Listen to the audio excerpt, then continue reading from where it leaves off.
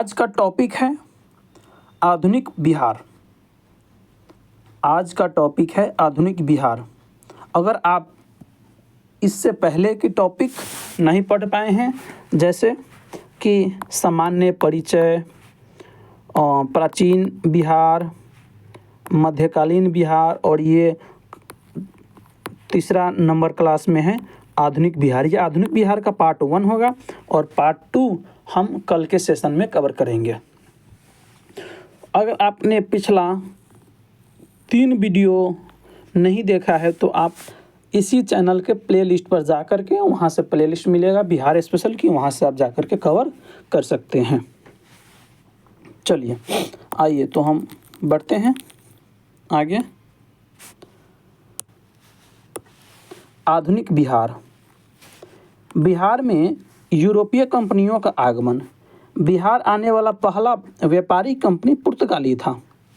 17वीं सदी के आरंभ में पुर्तगालियों के द्वारा बिहार से सर्वाधिक सूती वस्त्र का व्यापार किया जाता था। अगर हम क्रम की बात करें बिहार आने में, तो पुर्तगाली, डच, ब्रिटिश, फ्रांसीसी, इसे आप याद ही रखेंगे फोर्स डालकर, क्योंकि इस प्रकार से क्रम सजाने के लिए क्वेश्चन अब इसी प्रकार से बनेगा। केवल ये नहीं पूछेगा कि प्रथम भी कौन सी कंपनी था जो बिहार आया था, नहीं, अब क्रम पूछेगा आपसे। तो कैसे याद रखेंगे? पुर्तगाली, डच, ब्रिटिश, फ्रांसीसी, पुर्तगाली, डच, ब्रिटिश, फ्रांसीसी, पुर्तगाली, डच, ब्रिटिश, फ्रांसीसी, पुर्तगाली, डच, ब्रिटिश, फ्रांसीसी। इसे आप कई बार इस प्रकार से दोहराएंगे, रिपीटेशन करेंगे तो आपको याद हो जाएगा। और कहीं पर लिख भी लेंगे, जैसे पुर्तगाली, फिर आया डच, फिर ब्रिटिश, फिर फ्रांसीसी। सेकंड में है ब्रिटिश। 1632 ईस्वी में डचों के द्वारा बिहार में पहली कंपनी स्थापित की गई। तो ये पूछा गया क्वेश्चन है कि Dutch east India company Bihar में अपनी पहली कंपनी स्थापित कब किया डचों ने? वर्तमान पटना कॉलेज के उत्तरी कैंपस में इस कंपनी की स्थापना हुई थी। यह मुख्यतः सूती वस्त्र तथा सोडा के व्यापार करता था। पुर्तगाली, डच के बाद कौन आया? ब्रिटिश। ब्रिटिश कंपनी अंग्रेजों ने बिहार में अपनी पहली फैक्ट्री पटना के गुलजार बाग में स्थापित किया। अंग्रेजों ने संभवतः 1651 में बिहार में अपनी पहली कंपनी स्थापित किया। यह मुख्यतः सूती वस्त्र, सोडा, अफीम, चीनी मिट्टी और नील का व्यापार करते थे। अफीम के व्यापार के लिए प्रमुख व्यापारी केंद्र बिहार ही था। बिहार में अफीम मुख्यतः सारण, चंपारण, गोपालगंज, पूर्णिया आदि क्षेत्रों से प्राप्त किए जाते थे। अंग्रेज ने बिहार में पहला चीनी कारखाना सारण के मदौड़ा में लगाया। चीनी कारखाना कब? 1904 ईस्वी में। अगर हम एक बार फिर से याद करें तो सबसे पहले कौन आया?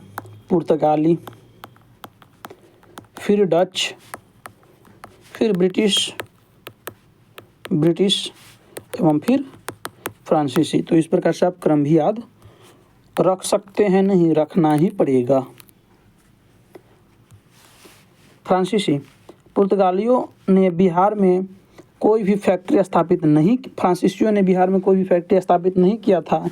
इसके बदले ये बंगाल को ही अपना व्यापारिक केंद्र बनाकर और बिहार से व्यापार करते थे। ये मुख्यतः सूती वस्त्र और सोडा का व्यापार ज़्यादातर करते थे।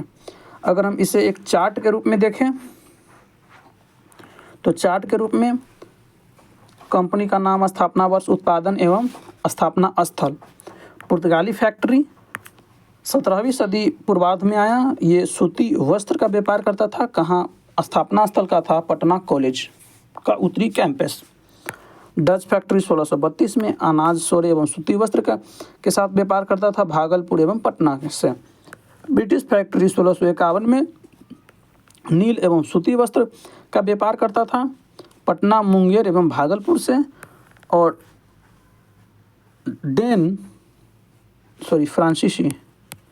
फ्रांसीसी 1774 में सूती वस्त्र का व्यापार करता था। कहाँ से? पटना से।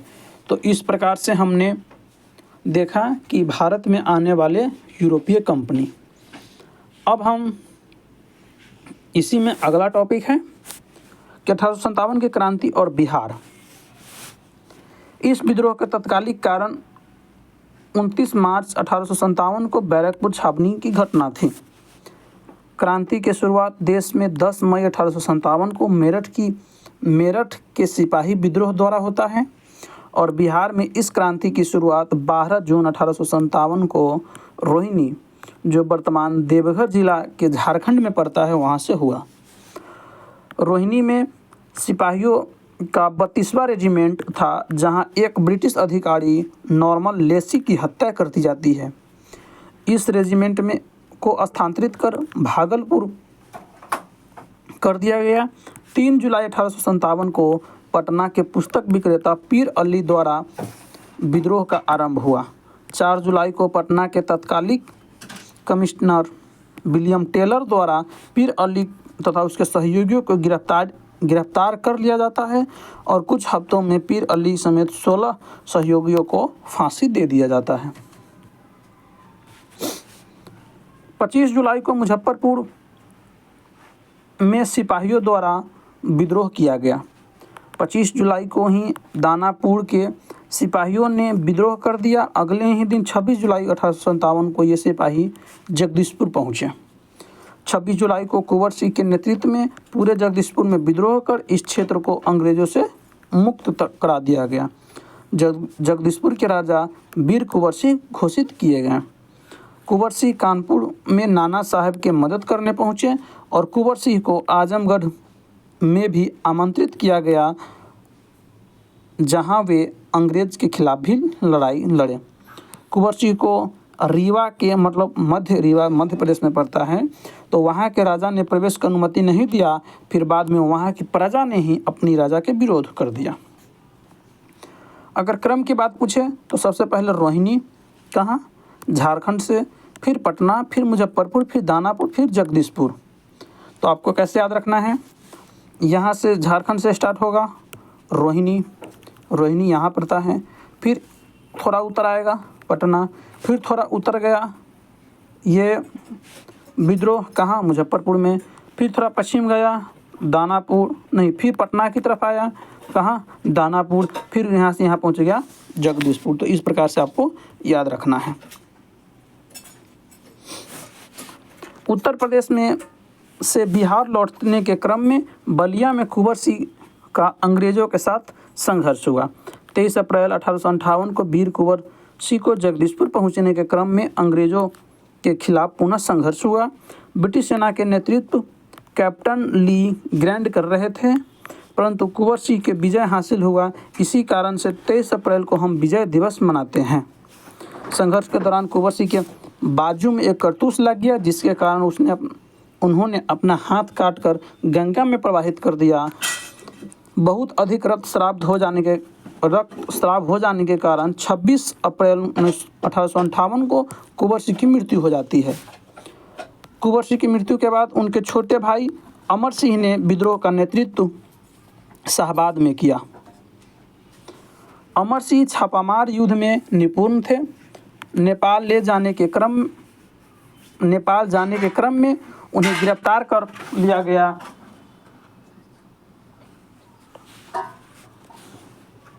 तथा गोरखपुर जेल में रखा गया, जहां उनकी मृत्यु पेचिश हैजा के कारण हो गई। 1857 की क्रांति का नेतृत्व गया में खुशहाल सिंह ने किया था और मुंगेर में क्रांति का कोई प्रभाव नहीं पड़ा। तो ये आप इस प्रकार से याद रखेंगे। अब हम देखते हैं कि बिहार में जनजातीय विद्रोह एवं सामाजिक आंदोलन। इससे पहले हम एक चार्ट में देख लेते हैं, फिर एक एक करके सभी का डिटेल्स देखेंगे। बहावी आंदोलन 1822 से 1870 पटना इसका केंद्र रहा एवं राष्ट्रीय स्तर पर नेता हुए इलायत एवं विलायत ने एवं अंतर्राष्ट्रीय स्तर पर नेता हुए अब्दुल बहाव। नोनिया विद्रोह 1770 से 1800 के दशक में प्रमुख केंद्र रहा सारण, चंपारण, पूर्णिया, हाजीपुर एवं गोपालगंज। सन्यासी विद्रोह 1800 से 1802 में और प्रमुख केंद्र रहा पूर्णिया। ये बिहार दरोगा में पूछा गया क्वेश्चन है। कोल विद्रोह 1831-32 में छोटा नागपुर के पठार और नेतृत्वकर्ता बूढ़ो भगत। भूमिज विद्रोह 1832 छोटा नागपुर गंगा नारायण सिंह नेतृत्वकर्ता। लोटा विद्रोह 1856 स्थान मुजफ्फरपुर केंद्रित रहा। संथाल विद्रोह 1855-56 भागलपुर के राजमहल की पहाड़ी एवं छोटा नागपुर के पठार नेतृत्वकर्ता रहे सिंधु कान्हू चांद एवं भैरव। मुंडा विद्रोह 1899 से 1900 के बीच हुआ छोटा नागपुर के पठार में नेतृत्वकर्ता बिरसा मुंडा। तना भगत आंदोलन 1914 में छोटा नागपुर के पठार में और नेतृत्वकर्ता हुए जतरा भगत। आइए अब हम एक एक करके सभी को थोड़ा विस्तार से देखते हैं। वहाबी आंदोलन कब हुआ था? तो 1822 से 1870 के बीच। यह एक धार्मिक पुनरुत्थान आंदोलन था। इसे हम मुस्लिम समाज सुधार आंदोलन भी कह सकते हैं। इस आंदोलन का मुख्य केंद्र पटना था। 1822 से लेकर 1868 तक यह आंदोलन सक्रिय था। पटना में इस आंदोलन का नेतृत्वकर्ता इलायत अली एवं विलायत अली था और अंतर्राष्ट्रीय स्तर पर इस आंदोलन का नेतृत्वकर्ता अब्दुल वहाब एवं राष्ट्रीय स्तर पर बरेलवी थे। बिहार में ये किए थे इलायत अली एवं विलायत अली ने।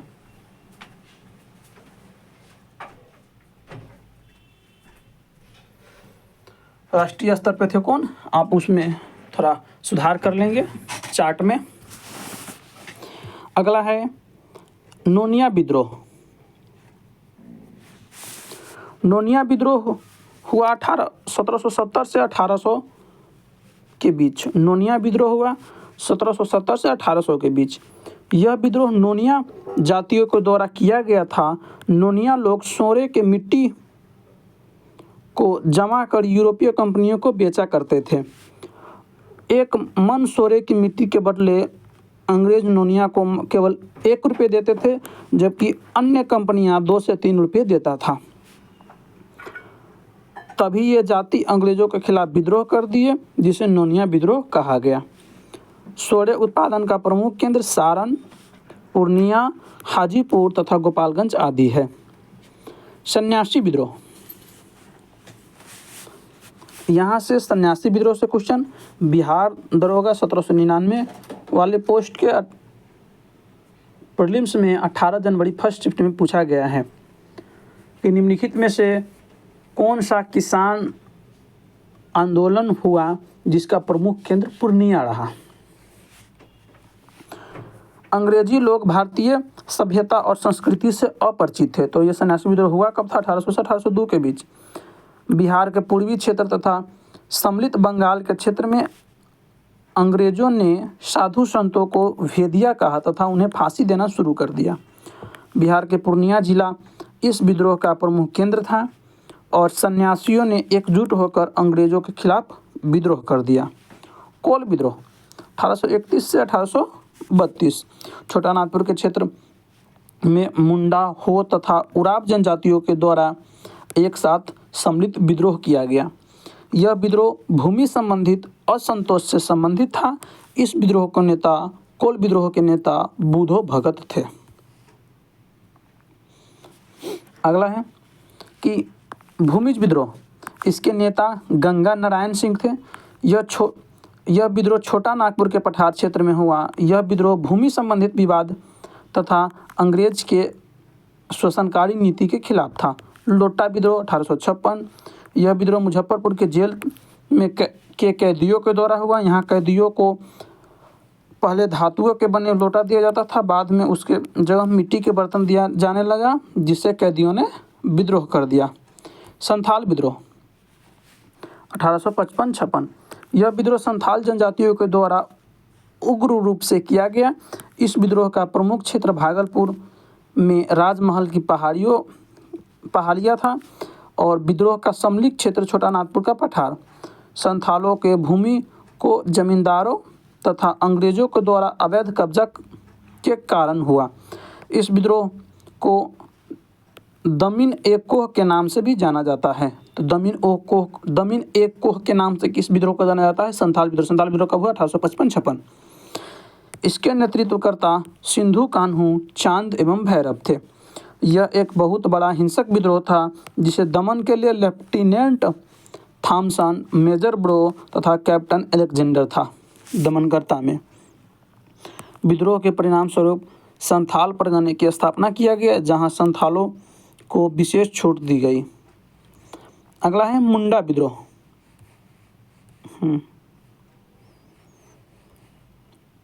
मुंडा विद्रोह। मुंडा विद्रोह कब हुआ? तो मुंडा विद्रोह हुआ 1899 से 1900 के बीच। मुंडा विद्रोह 1899 से 1900। इस विद्रोह का प्रमुख क्षेत्र छोटा नागपुर का पठार था। यह विद्रोह 2 चरण में चला। पहला चरण 1898 से 1895 कम सक्रिय रहा एवं दूसरा चरण 1899 से 1900 अधिक सक्रिय रहा। इस दौरान इस विद्रोह के नेतृत्वकर्ता बिरसा मुंडा थे। बिरसा मुंडा को धरती आभा यानी धरती के पिता भी कहा गया। हजारों की संख्या में मुंडा जनजातियों ने एक साथ मिलकर यह विद्रोह किया, परंतु अंग्रेजों ने इस विद्रोह को सफलतापूर्वक दमन कर दिया। इस विद्रोह का एक प्रमुख कारण था मुंडा जनजातियों के द्वारा किए जाने वाले खूंटी कृषि पद्धति को अंग्रेजों के द्वारा प्रभावित किया जाना। यह एक महान विद्रोह था जिसके कारण इसे उल गुलान भी कहा गया। 3 मार्च 1900 को बिरसा मुंडा को सोते हुए गिरफ्तार कर लिया गया तथा जेल में डाला गया। बीमारी के कारण उनकी मौत जेल में हो गई। तो ये पूछा है क्वेश्चन कि बिरसा मुंडा को सोते हुए कब गिरफ्तार किया गया? 3 मार्च 1900 को। ये बीपीएससी का पूछा हुआ क्वेश्चन है। अगला है ताना भगत आंदोलन। ताना भगत आंदोलन 1914। इस आंदोलन का आरंभ 21 अप्रैल 1914 को हुआ। यह उराव जनजातियों के द्वारा किए जाने वाला एक आंदोलन था। यह आंदोलन मुंडा विद्रोह से सर्वाधिक प्रभावित था।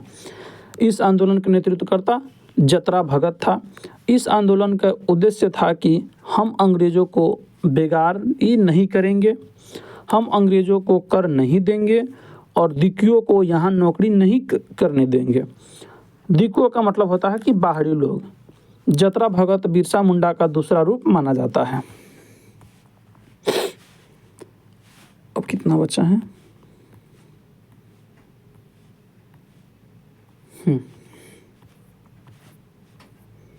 आइए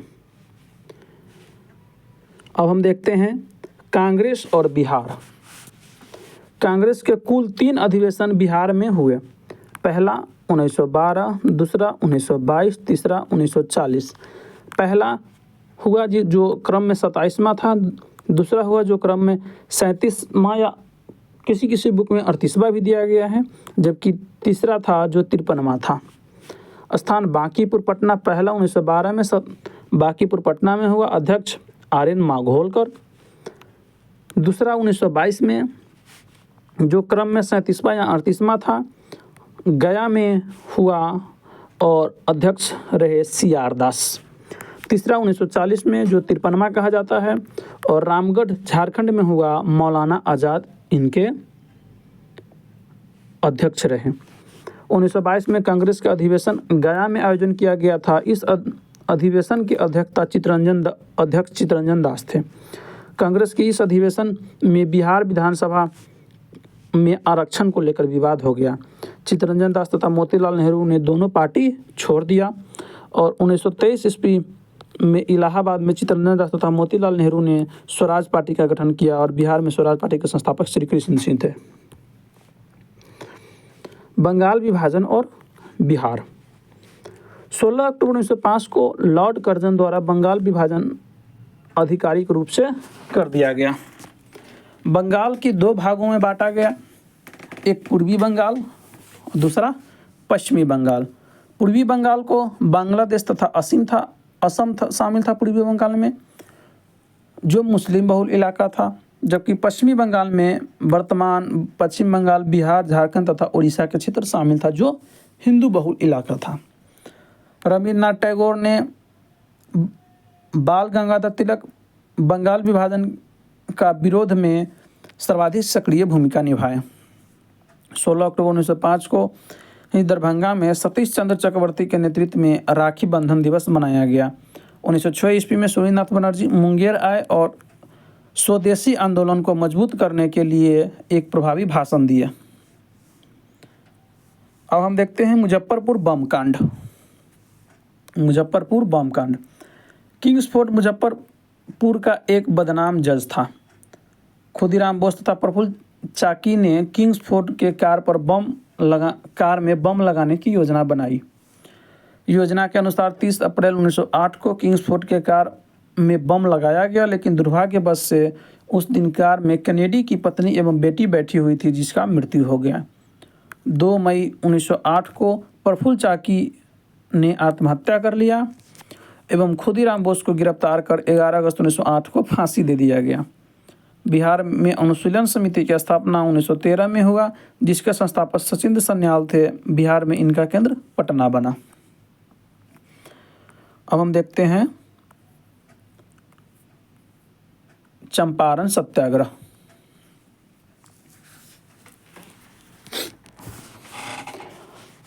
चंपारण सत्याग्रह। चंपारण सत्याग्रह से बीपीएससी में लगभग हर एक साल सवाल पूछे जाते हैं, तो आप इसे ध्यान से देखिएगा। गांधी जी का भारत में यह पहला सत्याग्रह था। कांग्रेस का 1916 में अधिवेशन लखनऊ में संपन्न हुआ। इसी अधिवेशन में चंपारण के किसान नेता राजकुमार शुक्ल ने नील के खेतिहर दुर्दशा के बारे में गांधी जी को बताया। राजकुमार शुक्ल को ब्रज कुमार प्रसाद तथा गणेश विद्यार्थी गांधी जी से मुलाकात कराने का योजना बनाए थे। 9 अप्रैल 1917 को गांधी जी कलकत्ता से बिहार के लिए रवाना हुए। 10 अप्रैल 1917 को गांधी जी पटना पहुँचे।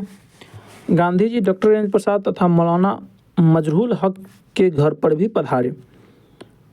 और ये भी क्वेश्चन पूछा है कि गांधी जी ने चंपारण सत्याग्रह के दौरान गांधी जी किससे संबंधित थे, माने किनके घर पर पधारे, तो मौलाना मजहूल एवं डॉक्टर राजेंद्र प्रसाद। 5 अप्रैल 1917 को गांधी जी चंपारण पहुँचे। 16 अप्रैल 1917 को गांधी जी ने चंपारण का भ्रमण किया और चंपारण के तत्कालीन मजिस्ट्रेट हाई कोर्ट ने गांधी जी को धारा 144 के उल्लंघन के मामले में गिरफ्तार कर लिया। अब हम आपको बताते हैं कि ये 1867 ईस्वी में चंपारण के किसानों ने पहला नील विद्रोह किया था। तब पचगठिया पत्ती को समाप्त कर 3 कठिया पत्ती लाया गया। एक बार और हुआ था, कब? 1867 में।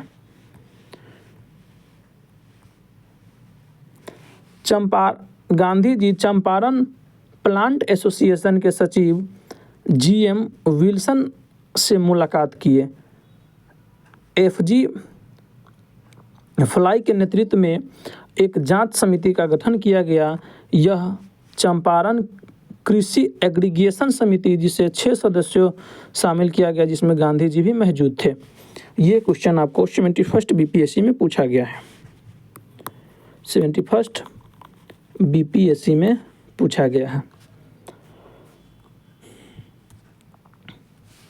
जांच के बाद 1918 में अधिनियम में बदलाव कर आधिकारिक रूप से 3 कठिया पत्ती को समाप्त कर दिया गया और गांधी जी के समर्थन में चंपारण में निम्नलिखित लोग शामिल थे: राजकुमार शुक्ल, ब्रज किशोर प्रसाद, जेबी कृपलानी, नरहरि पारिक, डॉक्टर राजेंद्र प्रसाद, मौलाना मजरूल हक, महादेव देसाई, अनुग्रह नारायण सिंह एवं रामनवमी प्रसाद। ये सभी नाम भी आपको याद रखने हैं। चलिए आगे क्वेश्चन पूछा था बीपीएससी में ही कि गांधी जी की जान किसने बचाई। तो 1917 में चंपारण सत्याग्रह के दौरान गांधी जी बिहार में गए थे और इरविन ने गांधी जी को भोजन करने के लिए आमंत्रित किया। अंग्रेज ने भोजन में जहर मिलाकर गांधी जी को मारने का प्लान बनाया। जहां पे रसोइया था बत्तख मियाँ ने तमाम योजना को भंडाफोड़ करते हुए राजेंद्र प्रसाद को यह सारी बातों ने बता दिया। गांधी जी के लिए आए भोजन में दूध में जहर मिलाया गया था और बत्तख मियाँ ने दूध को बदल दिया था। तो इस प्रकार से हमने आज के इस वीडियो में देखा क्या बिहार के आधुनिक इतिहास का ये पार्ट 1 था। अब सेकेंड पार्ट अगले सेशन में हम कवर करेंगे।